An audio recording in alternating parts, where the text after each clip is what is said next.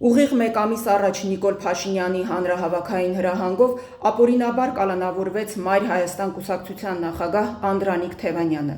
Դրսի ուժերի ձեռքին գործիք դարձած Նիկոլ Փաշինյանը իր ներսի ձեռքի գործիքներին հրահանգեց մտածածին գործ կարել իր թիվ 1 գաղափարաքաղաքական ընդդիմախոսներից մեկի նկատմամբ, որովհետև շատ լավ գիտի, որ Թևանյանը կոտրվող չէ, համակերպվող չէ, ճկվող չէ, վախեցող չէ։ Շատ լավ գիտի, որ Թևանյանը նախընտրական պայքարը տանում էր ճիշտ քաղաքական ուղիով ու շատ լավ գիտի, որ Թևանյանը ունի ընդդիմադիր դաշտը միավորելու հսկայական պոտենցիալ ու նաև կարող է հետընտրական զարգացումները դնել քաղաքական գրագետ հուն։